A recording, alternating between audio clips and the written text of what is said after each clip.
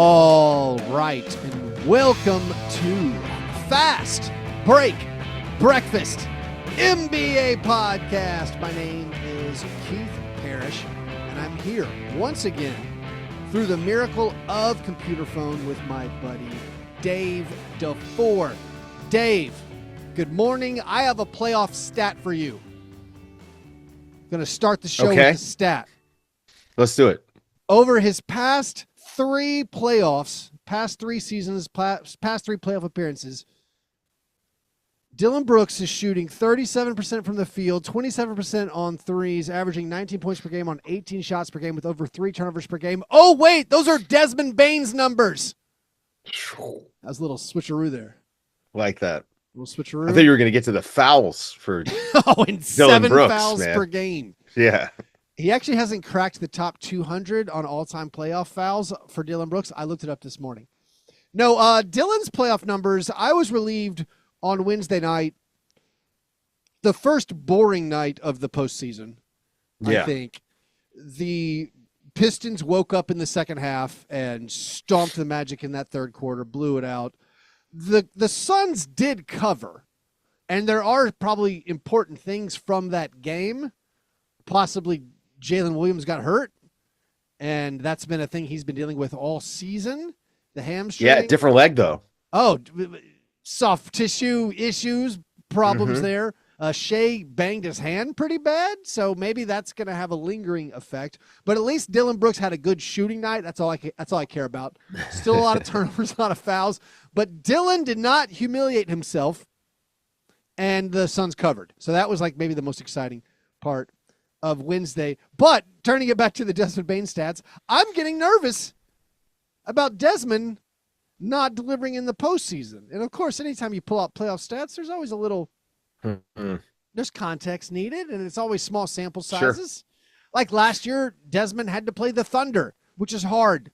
And he was playing alongside Jaren Jackson Jr., who like peed his pants the whole series, and Ja didn't play for many of the games. So, he had some bad numbers, high turnovers. But now in this series against the Pistons, he's still shooting kind of bad. So now I'm nervous. Now he's not getting good looks, man. He's on my official playoff watch. Yeah, the looks that's an issue. They're awful. Yeah. He also will chuck. Well, I mean, he's got to, I guess. Yeah. Hey, credit to the Magic, though.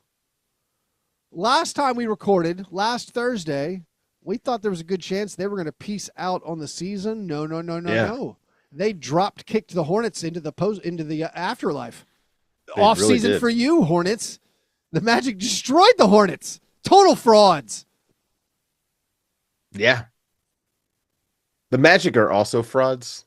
Just for the record. They're not frauds because no one believes in them. Right. They can't be a fraud we if did. No one believes in you. No, the thing is, this is they played for 2 games the way that we've all been saying, what if they played like this? Well, they got the split in Detroit. Right. That's good. Yeah. I mean, they destroyed the fraudulent Hornets. The Hornets are the thing where now we can be like, see, regular season stats from February on don't matter. Don't matter. Like last year, see the Bucks regular season stats don't matter. But then last year's Pacers, you're like, see regular season stats, they showed us who they were at the end of the year. Right. So yeah, there's no way. It just depends on who we're arguing about, right? It's either going to prove my point or disprove yours. It's one of the two. It just depends what the results are, and then we draw the conclusions based on the results. None of us know anything. That is, frankly, no joke. That's the good stuff of sports. Yeah. It's like we try to be analysts about it, but we don't know what's going to happen. We don't know if CJ McCollum is going to go nuts.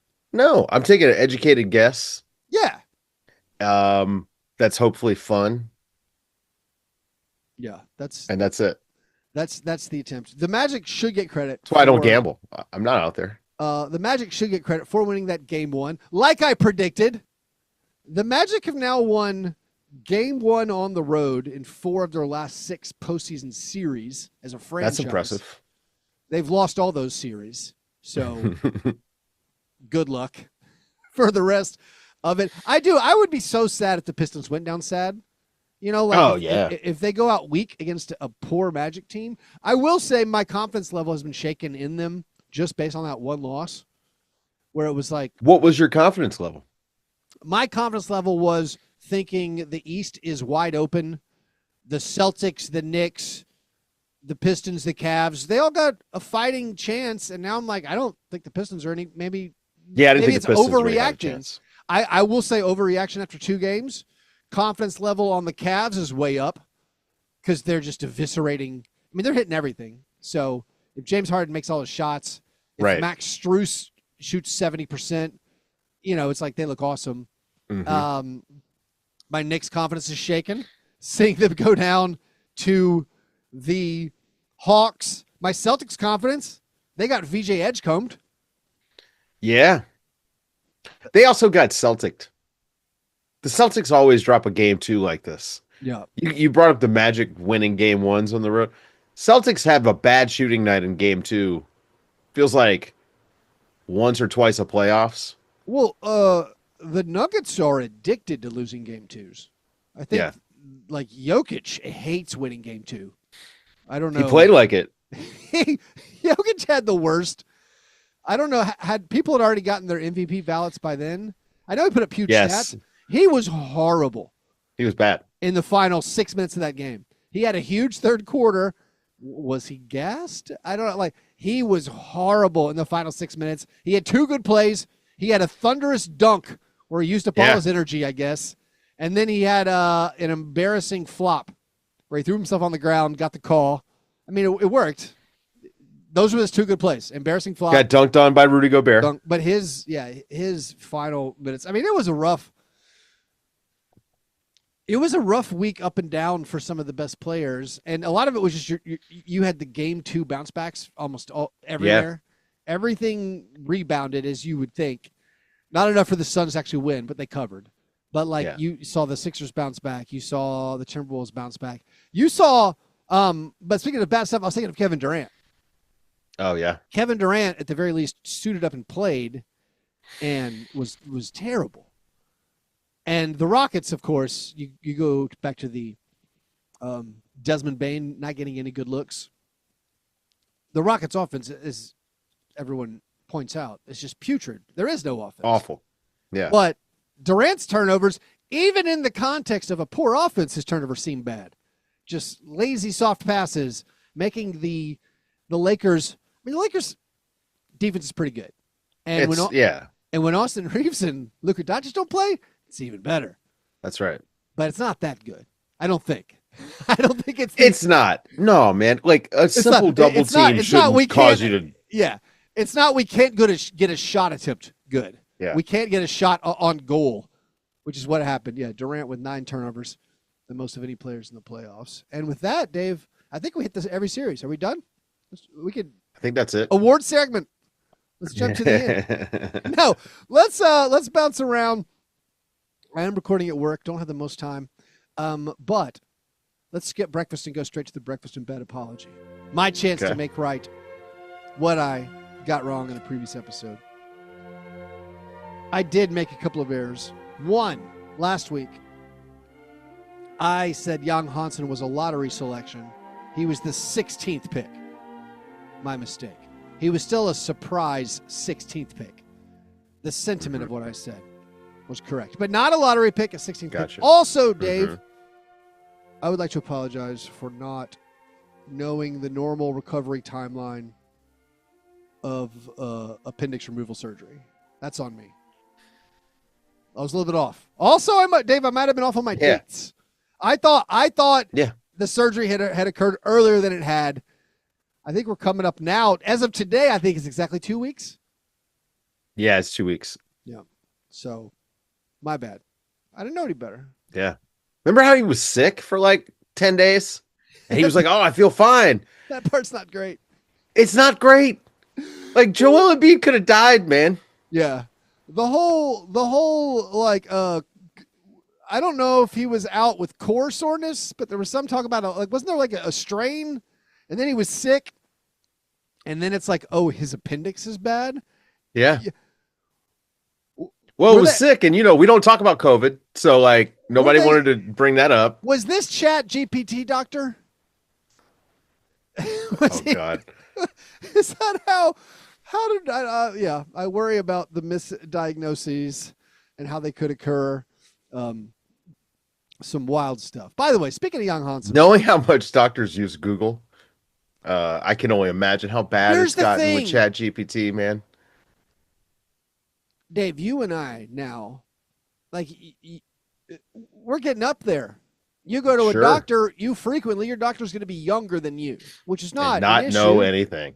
No. I don't care about not knowing anything as much. Although I went to a dermatologist where I don't know if I talked about this on the show, where there was like a young doctor and an old doctor.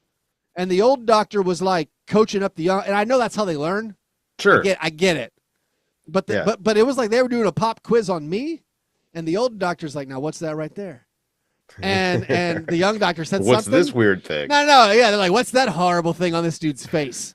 And the young doctor was like, said something with like a question mark at the end of the sentence, and the old doctor made a face like, no, keep going.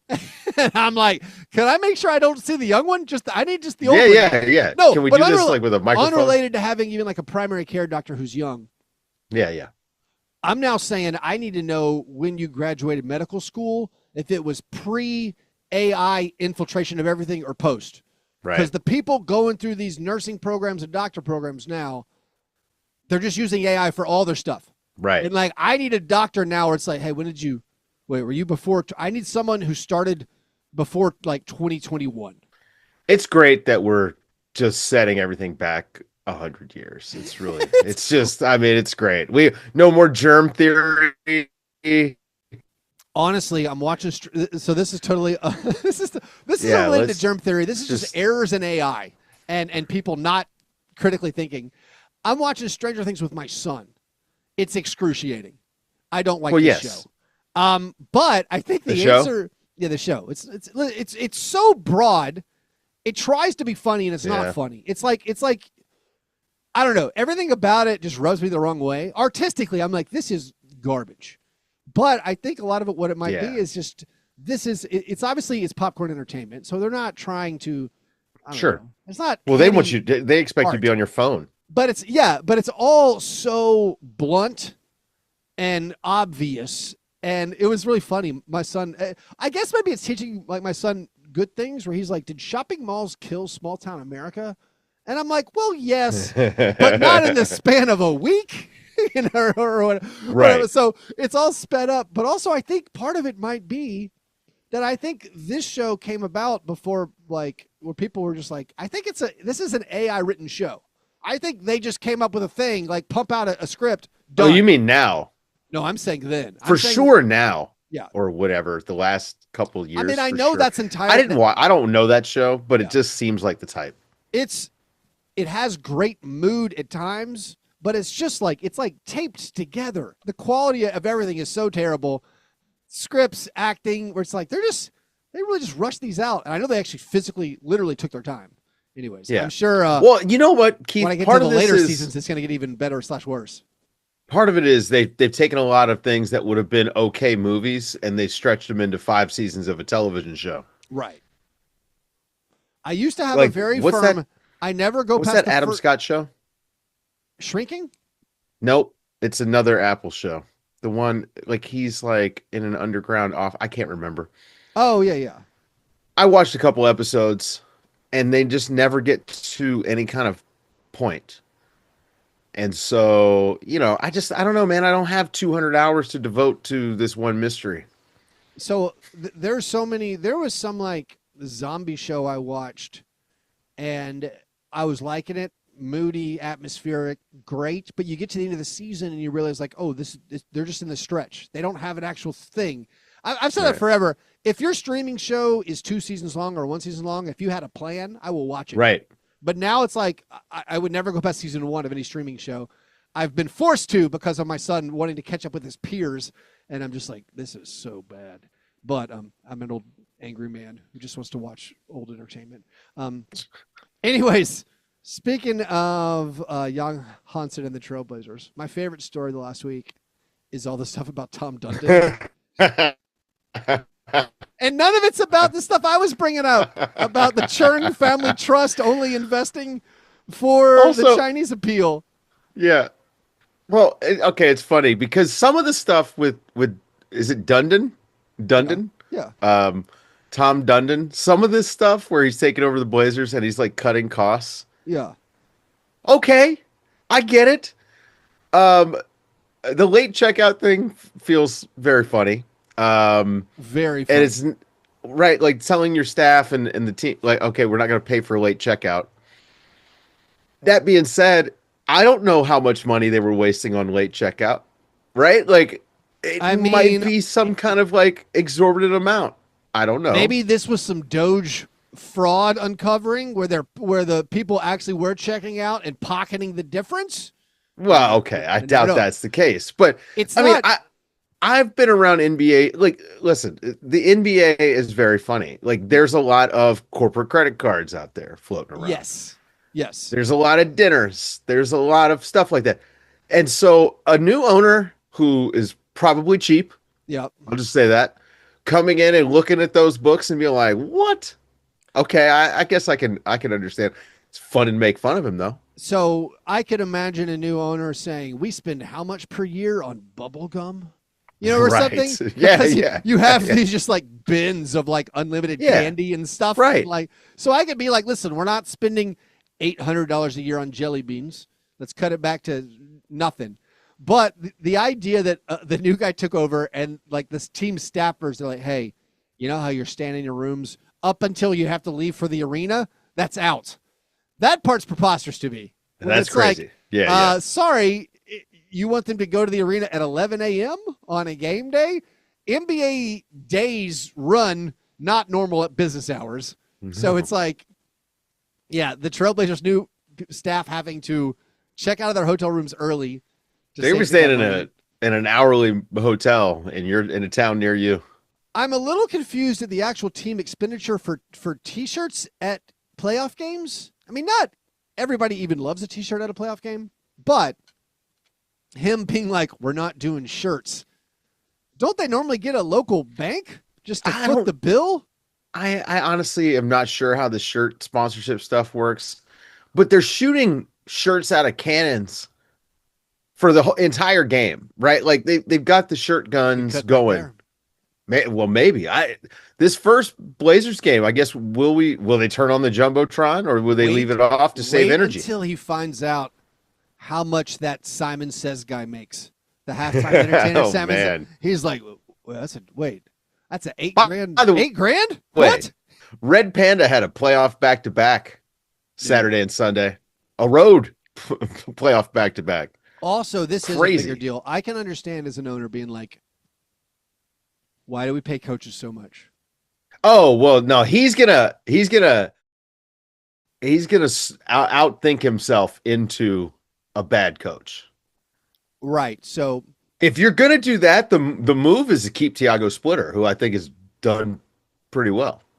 Right. A first-time coach is going to be your cheapest coach. But also him understanding that, I don't like that NBA starting coaching salaries are $3 million. I have a philosophy to only pay $1 million. It's like, all right, sure. But also you're in a market where you have to pay for a person. Like I assume he's going to accidentally collude and like text the other owners and be like, hey, what if we all agree not to pay coaches more? And someone's going to be like, that's illegal. No, or he's just going to set up a series of shell companies and find a company that he could dump money into and then allow the coach to make money through that venture. Well, somehow. Yeah, maybe so. But yeah, Tom Dundon, who paid a lot of money for the Portland Trailblazers, not wanting to, not flying his two-way players to the games. I mean, you're garbage. Listen, these $5,000. These guys are on the fees, roster. They add up. Yeah, that part. Yeah. It's like you've got a team playing. It's player development. Yeah, it's silly. You want to play for. You don't want to pay for 2 more hotel rooms? Because you're competing for players too, right? Like there's a marketplace of players, marketplace of coaches, and regardless of like we can make all the jokes we want, if the perception is this guy is cheap, and he turns out to be cheap, like you go into a negotiation with one of these free agent coaches, and your first offer is $1 million a year, it's coming out immediately. Sham's going to be tweeting about it in 2 seconds. So. I bet. I don't know. Could be embarrassing. Hey, Scoot Henderson's got a contract coming up, right? You know? I know they're not going to. Now, Denny is cheap, so, Blazers fans, don't worry. But Scoot's got a contract soon. You know who might take the Blazers coaching job for $1 million a year? Chauncey Billups. Anyways, well, I wonder if that's the route he winds up going, and he's like, all right, I'll hire a player, first time coach. Again, they're not going to keep Tiago Splitter because apparently this new owner wants to make a splashy hire as coach. But I just don't know what coach you're hiring unless it's someone who's not a coach. Right. That's the only thing a splashy hire who's an NBA level coach that's going to take $1 million contract to coach a team that's Portland, right? It's not like he's taking over the Spurs where, okay, I'm going to win a title or whatever. Yeah. Yeah, okay. So who's it going to be? Some recently retired. Can Damian Lillard be the first player coach in a long time? Why would Lillard even do that with the amount of it's not easy being an NBA coach. Certainly it's a dream job, but it is an unreal time commitment. If you're Damian Lillard and you banked hundreds of millions of dollars, you're telling me I'm going to give up a year of my wealthy lifestyle to make just $1 million more? No. He's going to. It's the $1 million on top of what he's making next year. Okay, I misunderstood. Yeah, and he's the player coach. Yeah.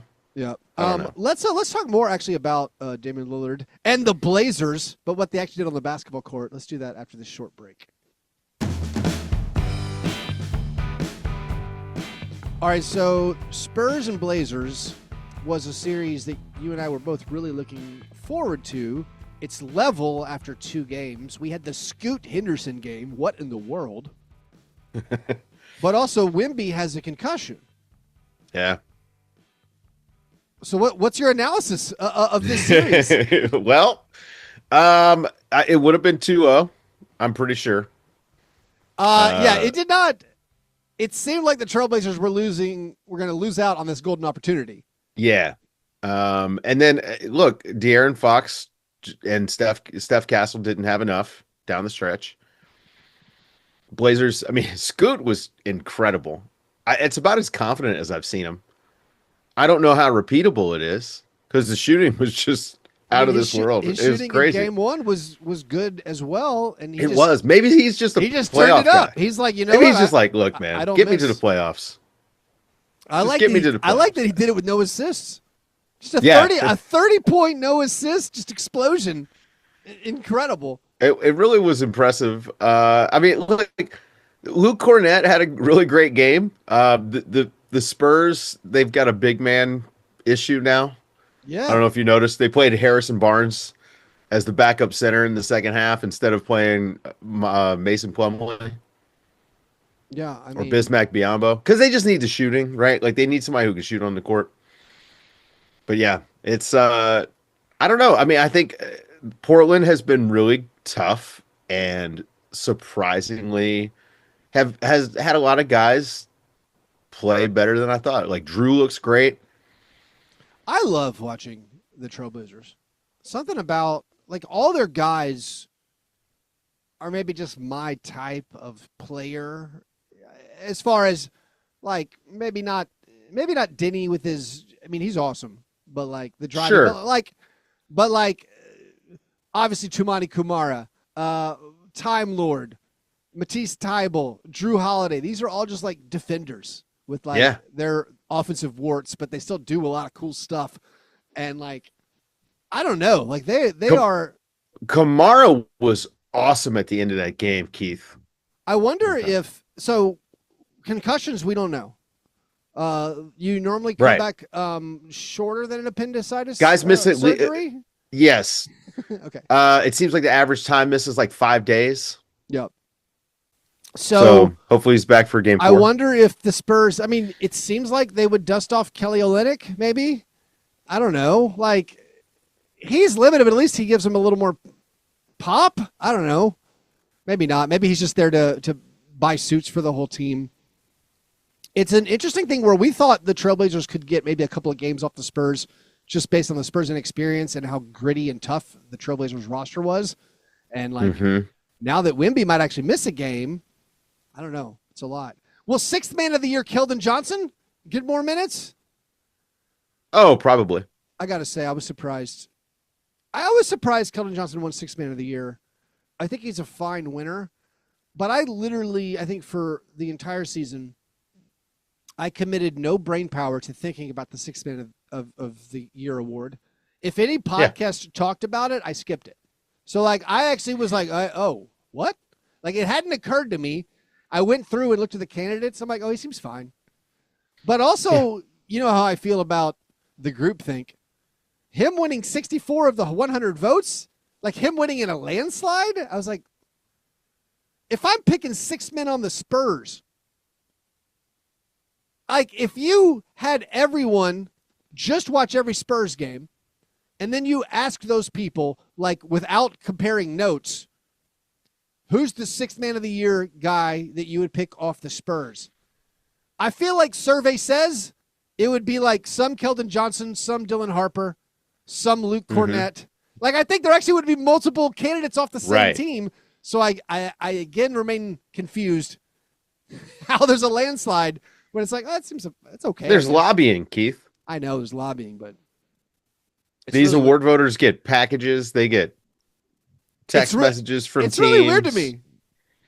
I mean, I know it doesn't matter in the sense that, like, again, seems like a totally worthwhile winner. Like, I might have picked a Thunder player, but again, I don't know who started. The Thunder guys were all in and out of the starting lineup all the time. Yeah, but like AJ Mitchell was up for it. Yeah, like he's way better than Keldon Johnson. So then I think about who's way better than who.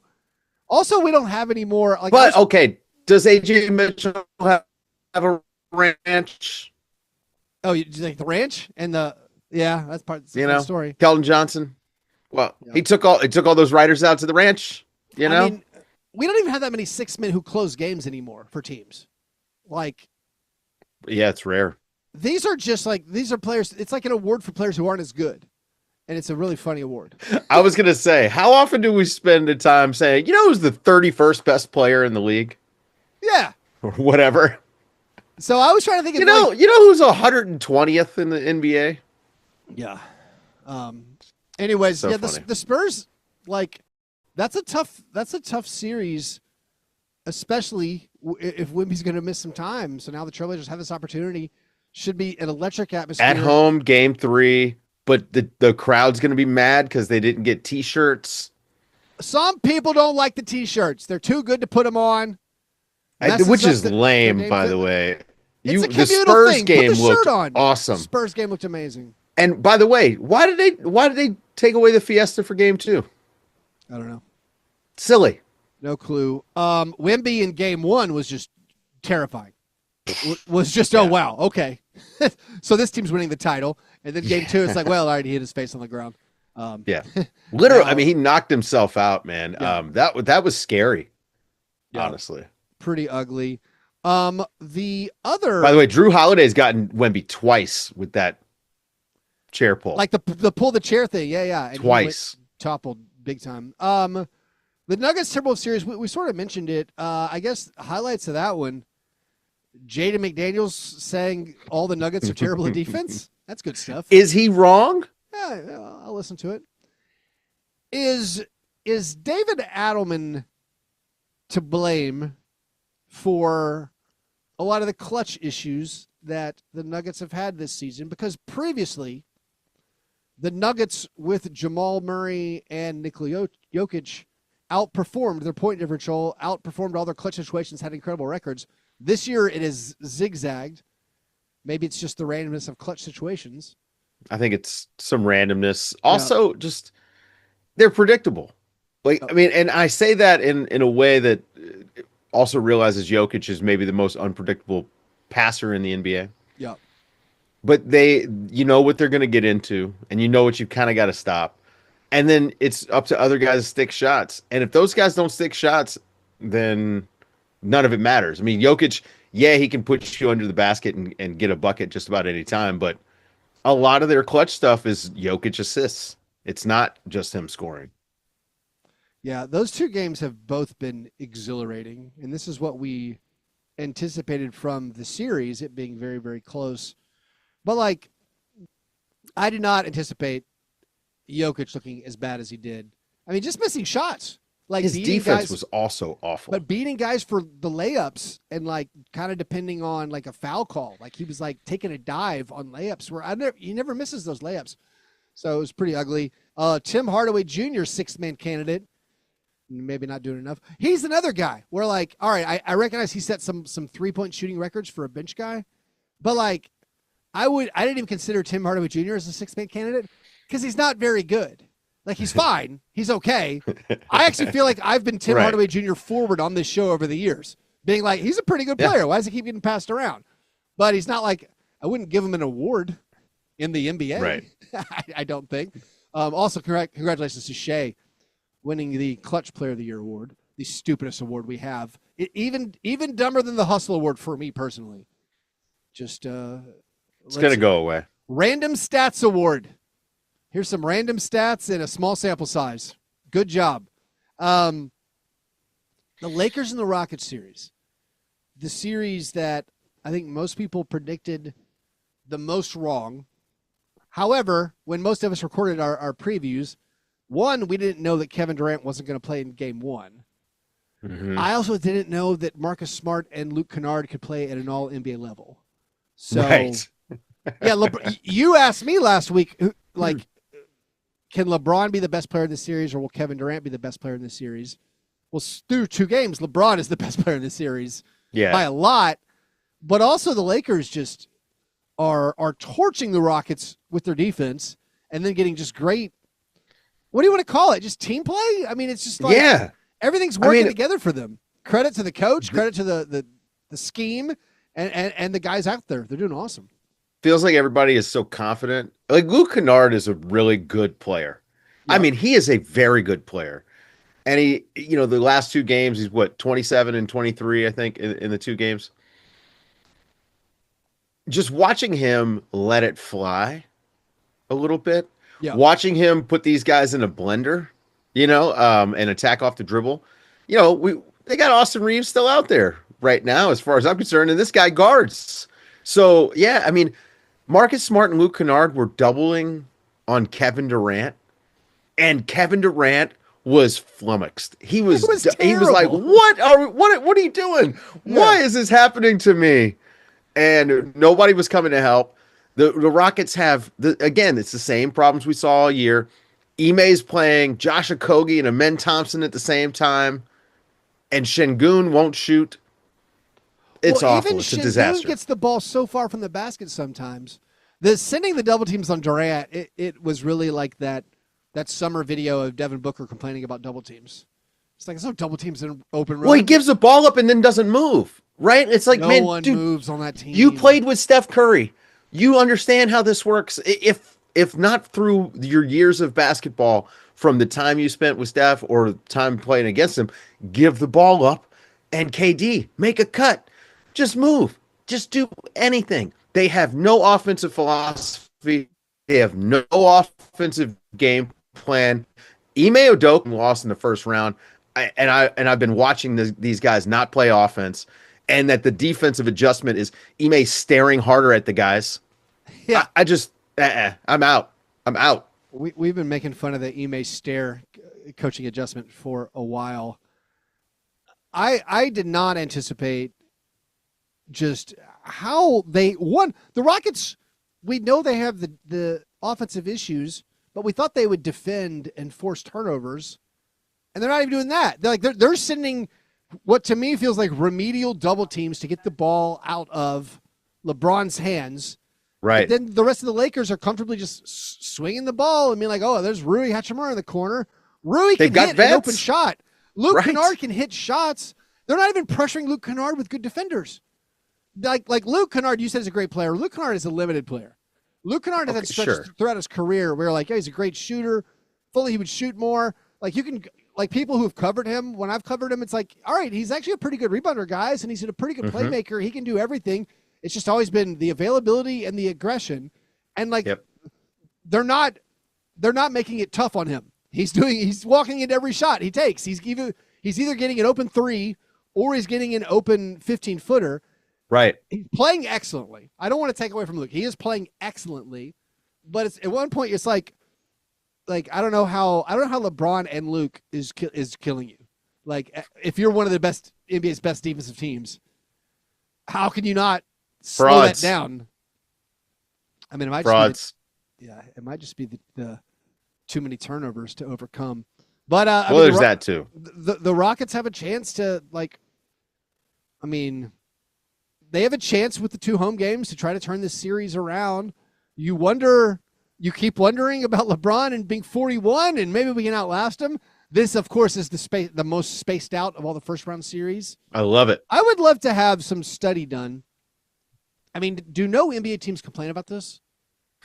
Like that the Lakers get extra time? Is it fair that the Warriors would get this too? I feel like the last couple of years where it's like, is it fair that these teams that have older stars, you guys are quite obviously spacing out their games more? That seems unfair to other teams. I wonder if anyone raises the concern ever with the league. Know. I mean, the Lakers, once again, didn't they lead the league in free throws by a lot again? They earn those free throws. Okay. Here's the thing. If Luka Doncic is healthy, do you let him play? I'm just throwing it out there. You got a good thing going on. Yeah. I don't think you bring him back this early. Well, I mean, you don't bring him back up 2-0. Well, definitely not. No. I think their hope was if they got back to LA and it was 2-2, right? Or 3-1, that maybe they could get Austin and Luka back out there. Yep. But if it's if they come back to LA and they're up 3-1, let them sit. You're going to finish this off. I think the Lakers are winning the series, it feels like. Unless there's something, the Rockets just get hot, which they don't have the guys for. No. Reed Shepherd, look, there's a couple. He was a disaster, yes, but to not play him is even worse because your offense needs him. The Amin Thompson thing, not working. He's not getting guarded. Amin, when he scores, it's just like a one-on-one clear out, and he tries to knock over his defender. It's just like bowling through the dudes, which is their whole offense. Yeah, Reed, we will hear from him in the awards segment of the program. But, rough stuff for the Rockets. You know what the Rockets need?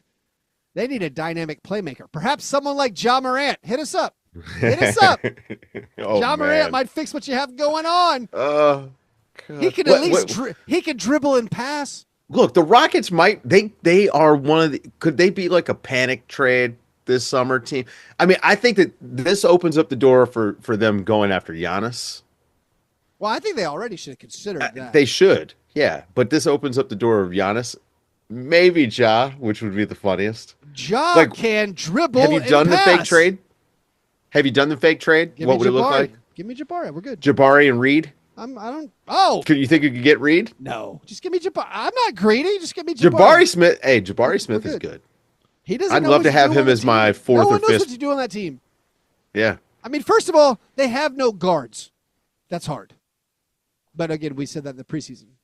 Why is everyone so high on this team? They have no guards. Not looking great. Luke Kennard is 9th in playoff scoring right now. Yeah. Let's see. Dylan Brooks and Luke Kennard averaging more points per game than Kevin Durant in the postseason so far. Also, Scoot Henderson, of course. Okay, KD's played one game. Oh, that's true.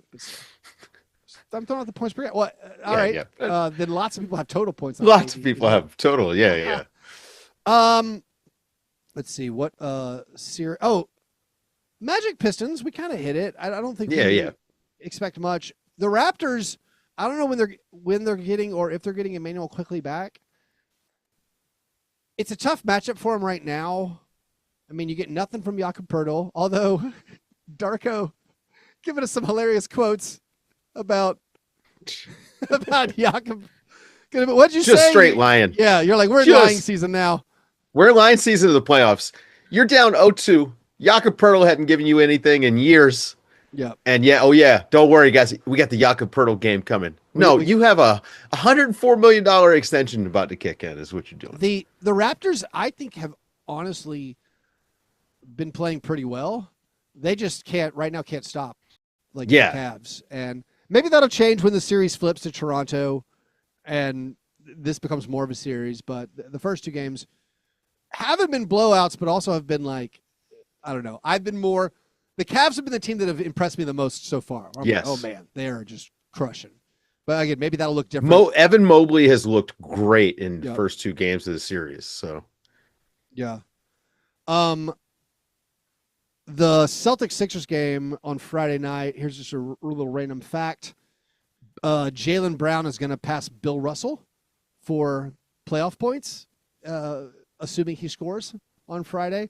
He'll have the 44th most playoff points in the combined ABA, NBA record books. Also, Jason Tatum is going to pass Chris Paul on Friday for the 31st most playoff points. And honestly, if the Celtics make a deep run, Jason Tatum could end up top 25 all time in playoff scoring. Wow. By the end of this run. I mean, dude, these two guys so many have been playoff games. Yeah, they've been to so many conference finals. They've been to, a couple finals now. I mean, it's funny because like we've just been watching them since what was it? From 2018? Yes. Something like that? Yeah. It feels like they're an institution at this point. And that's the Luka draft. So the one before, yeah. So since then, yeah. Yeah, but they are such an institution. I think we've kind of taken this for granted a little bit, like this run that Jalen and Tatum have been on. Yep. Yeah.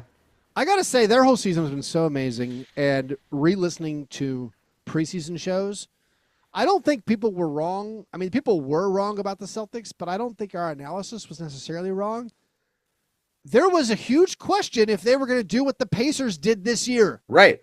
People were unsure. They knew they were going to get out of the luxury tax, get out of the first and second apron, and maybe dodge the tax totally, which they did. So we're like, are they going to play their guys? Are they going to take a gap year?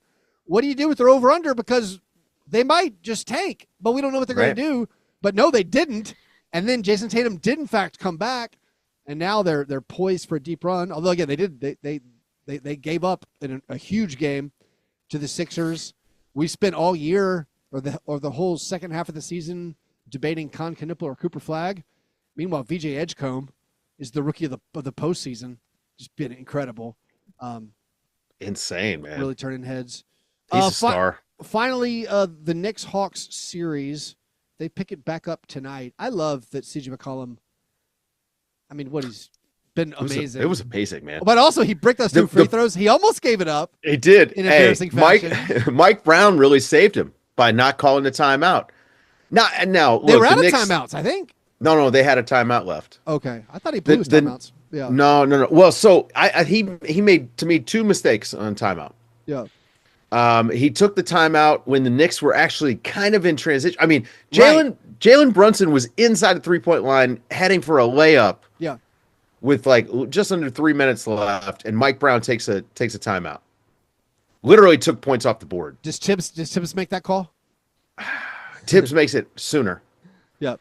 And then not taking the timeout on the rebound at the end. 5 seconds left, man. Look, if it's 14 seconds, sure, you want to go against a scrambled defense.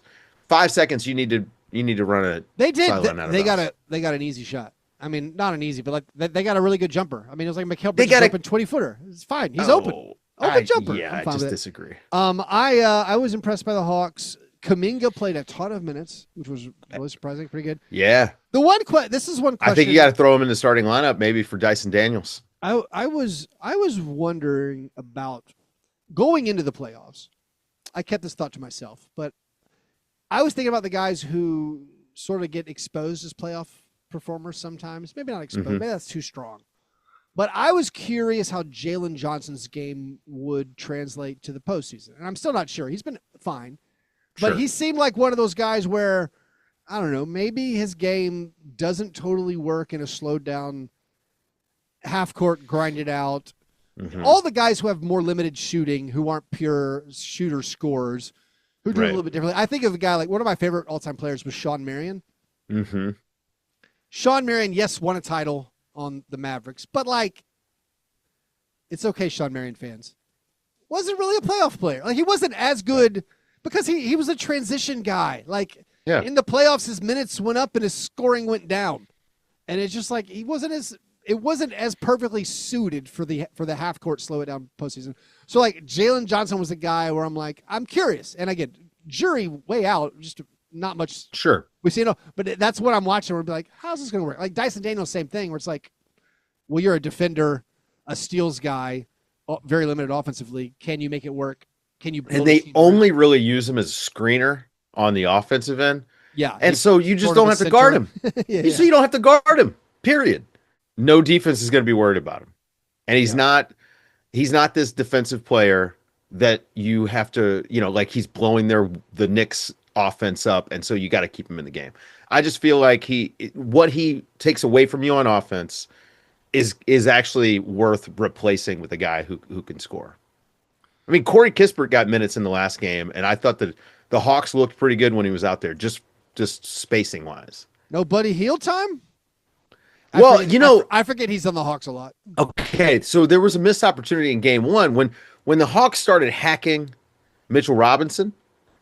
To me, that's a great time to put Buddy Hield and Corey Kispert on the court together, because you're not guarding, you're not playing defense. So you're only playing one side of the ball until Mitchell Robinson's out. So do the hacka. You've got two guys out there. That's 12 fouls between Corey Kispert and Buddy Hield that you get to burn in a game. And then when they're out there doing that on the offensive end, let it fly. And maybe you can, right? Maybe you trade a couple of threes for, him splitting free throws a few times, and you can get some extra points there. But that's something, if they go back to that in game 3, I'm hoping that the Hawks lean offense. But I think that they've got to figure out a way to lean offense anyway. I think Dyson Daniels' minutes got to come down. They need more Kuminga. Well, also a guy who maybe hasn't translated to the playoffs yet. Most improved. Has he won it yet? Most improved. No, but he's going to win it. Yeah. Nickeil Alexander-Walker has had a rough shooting go so far. Yeah. Fun with small sample sizes. He's 9 for 37 in his last 3 playoff games. So that's not good. No. So they need more out of him. He's also on my watch. All right. Desmond Pumpkin Bane, watch. Please make some shots. Nickeil Alexander-Walker, please make some shots. Anyways, Dave, let's take a break, and then we'll answer a couple of listener-submitted questions. Any questions? Yes. Are you going to... All right, it is now time for the croissant questioner. All right, this goes back to our AI discussion at the opening. Drew wants to know, or Drew writes in, quote, during playoff games on Prime, there was a commercial where a kid asked AI how to make clutch shots and then asked for a training plan to make clutch shots. Which NBA player is most likely to ask AI to make clutch shots?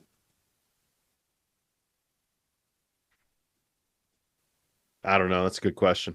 I would have said Andre Iguodala a couple years ago. 100%. Right? Andre Iguodala would invest in a company that was an AI platform focused on improving clutch shooting.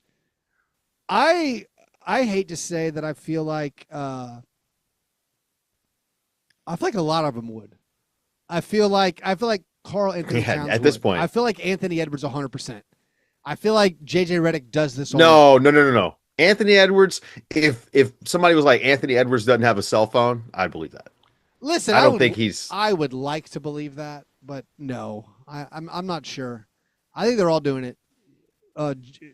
Jaylen Brown 100% has already done this. Yes, Jaylen Brown. Yeah. Jaylen Brown. Yeah. Here's a question. Jason Tatum's trainer. Magnus wants to know, who are the actual worst teams in the NBA this season, unrelated to tanking? If there were a tribunal to assign the first pick to the worst team, who would get it? Kings. I think so. Like, the Kings were terrible and were trying to be good. The Kings had to deal with a Sabonis injury, but they were just bad. They tried to play. I mean, I don't... They're building around Keegan Murray. I would argue the Nets might be worse than the Kings. But this is where we come to, I don't know how we're supposed to, if there were a tribunal, what parameters are we using to judge for the teams that didn't even try to build competitive rosters? If you were an expansion team and you could take any players, right? Which team are you taking the least from? I think it's Sacramento. They've got the least amount of talent. Well, now they came by it honest. They gave them away, but they have the least amount of talent. But they thought they were getting talented players, right? That's the thing. This is an exercise we should do at some point. I was doing this on Grits and Grinds. Go to each team and say, how many players do they have that could return a single first-round pick in a trade? Because the Grizzlies have 2, I think. Like, I don't think you're getting a first-round pick for Ty Jerome. We're not getting a first-round pick for Ja Morant. Cedric Coward and Zach Edey, you could trade them for a first-round pick. Okay.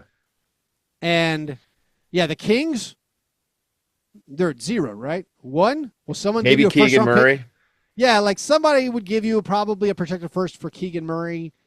Domantas Sabonis, maybe a fake first. So maybe 2. I mean, could Maxime Reynaud get a first-round pick off his all NBA level? Yeah. You say that, but he is not a starter in the NBA. I don't think. So I don't know. Maybe not yet, though. The Nets. Yeah, I think it's right. the Kings. Could they? MPJ? Michael Porter Jr., yes, 1. And then someone they drafted last year? I mean, they took Yeoman with the 8th pick, and it's like, is somebody trading? What is it? Even if you don't think they can get a first for Claxton? No. People don't trade for. Maybe it's because the Thunder had all the picks now, but it's like I can't imagine what team is trading a first-round pick for Nick Claxton. He's like a non-starting big again, where it's like who wants that? I don't know. I might be wrong, but anyways, So if we were assigning who's the actual worst team outside of tanking, Nets I think were terrible, but they didn't try to have a useful team. The Kings tried but stunk. The Wizards also, they stink, but also they had stone cold playoff killer CJ McCollum on their team. He was too good. Yeah, I don't know. Like the Pacers are a weird one, where it's like the Pacers sort of tried this year, but I don't know. Did they all secretly understand they weren't supposed to be trying? They had some poor injury luck to start the year. I think kind of forced their hand. Totally healthy. Yeah. So I guess it's a tough one. We know for certain who are the fraud. Like the Jazz were not one of the worst teams in the NBA. No. Roster wise. Yeah. The Grizzlies were not one of the worst teams in the NBA. No. I don't know why the Pelicans were so bad, but I also would say they're not one of the worst teams in the NBA, despite the fact that they lost 56 games with no incentive to lose. I might even move the Bulls higher. Like the Bulls are just bad, but I don't know. They were competitive. Yeah. So I guess the answer to the question, if I were the tribunal, I would give the first pick to the Kings. But even what's the point? They gave away Davion Mitchell. They gave away Keon Ellis. Those guys aren't franchise-changing guys, but those are useful players you drafted. Davion Mitchell is good. Like that guy is good. Anyways, thanks for the questions, Patreon supporters. If you want your question answered on air, you should be a Patreon supporter. Sign up at patreon.com/Fastbreak Breakfast. You can get bonus content. Join the Slack channel, patreon.com/Fastbreak Breakfast. All right, Dave. It's time for the awards segment of the program, the International Stackhouse of Pancakes Award, given each week to the worst performance in a box score. Honorable mention, Steph Curry in the play-in, 4 for 16. Did you see this stat, Dave? What's that? Steph Curry has missed the playoffs in 41% of his seasons. Mm-hmm. LeBron James has made the finals in 43% of his seasons. LeBron's pretty good. That's amazing. When LeBron beats the Rockets, the Warriors are bad at building teams. Oh, and also Steve Kerr's probably gone. We think it sounds like Steve Kerr's gone. Maybe. Yeah. No contract. Draymond. I feel like Draymond said something like he feels like it's over, Which, all right. Yeah. Also, Draymond gave kudos to Dylan Brooks. Draymond said nice things about Dylan Brooks after losing, after having his season into Dylan for the second time in his career. Draymond's like, that guy brings a culture with him. Give him credit. Anyways, honorable mention Steph Curry, 4 for 16. Shea Gilgeous-Alexander, honorable mention, 5 for 18. They won by 40 or 35 in the first game, and he even had a bad game. Şengün, 6 for 19. Jamal Murray, 7 for 22. Our 3 nominees, Dave, these are all playoff performances. Reed Shepherd in a Game 1 loss. 6 for 20. 17 points, 8 assists, 1 rebound, 1 steal, 1 block, 4 turnovers, 2 personal fouls, and, of course, barely played in Game 2. Dylan Brooks, Game 1, 6 for 22. 18 points, 7 boards, 2 assists, 2 turnovers, 4 personal fouls. And then Brandon Ingram, Game 1, 3 for 15. 7 points, 4 boards, 3 assists, 1 steal, 5 turnovers, 2 personal fouls. So we have Reed Shepherd, 6 for 20, 17 points, 8 assists, 4 turnovers. Dylan Brooks, 6 for 22, 18.7 boards, 4 turnovers. And Brandon Ingram, 3 for 15, 7 points, 4 boards. And the Ingram one was 5 turnovers. Game 2. He was 3 Was for it? 15. Did I miss that? Yeah, he only took 9 shots in Game 1. That's right. And after the game, he said that, thank you for Need to take correcting more my shots. error, by the way. There I you go. challenged you to correct my errors when you hear them. Yeah. Yeah, after the game, he's like, well, they only had me take 1 shot in the second half. What's, What do you mean they only had you take 1 shot? This drives me crazy. Yeah. Hey, Brandon Ingram, how about play offense with your teammates? Yeah. And let the shots come to you. That He works. kills their offense, man. Brandon Ingram What had little they a great season. I think he wins this week's International Stackhouse of Pancake. Yeah. 5 turnovers. Anyways, congratulations. Finally, Dave. Adam Silver had some comments about the Memphis Grizzlies that were really funny. Not really Didn't see. funny. Did you see this? All right. I did not. This did not exist in your orbit. He said some great things that would get a Grizzlies fan very excited. He said, 1, no reason the Memphis Grizzlies can't have success. He said, 2, I haven't heard that players have any problem playing there. As far as I know, players like playing there. He said, Memphis has been a great market historically in the NBA. He said, next, Robert Parra has no interest in moving the team out of Memphis. All of these things make Grizzlies fans ecstatic. And then he said, if it were up to me, they'd play a few games every season in Nashville. So then, oh no, and then all of a sudden, like he said everything right. It's like, oh, we're not trying to move the team. The owner wants to keep the team in Memphis. It's a great market. But you know what? What if they played some games not in Memphis? So, yeah. What if they played in Nashville? What if they played? They're dipping the toe already. They're dipping the toe.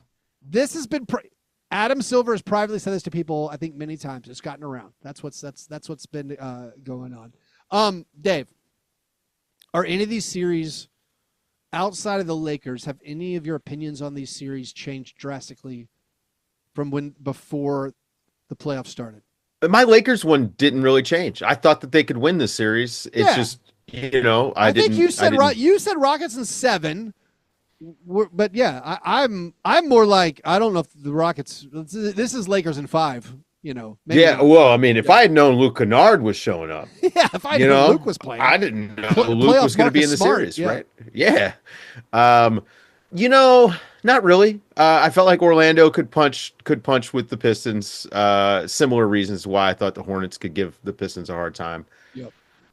Everything else kind of, I'm not really surprised by it. Nuggets Wolves is going to go 7.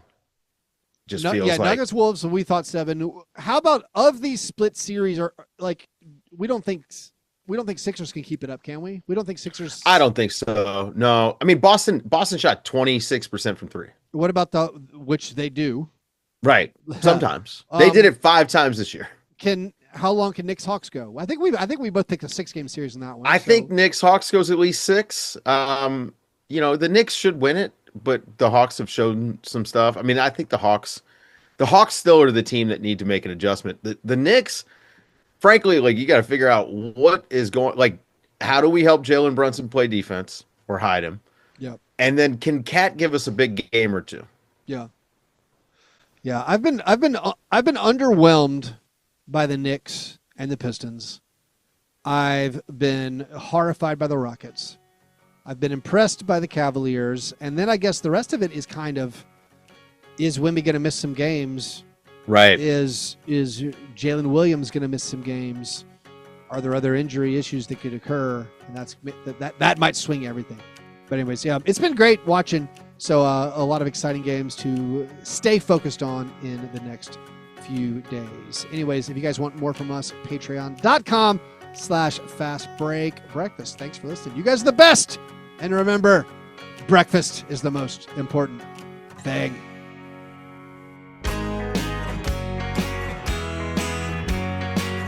Yeah, never apologize for being G&G. Fastbreak break, man. You understand?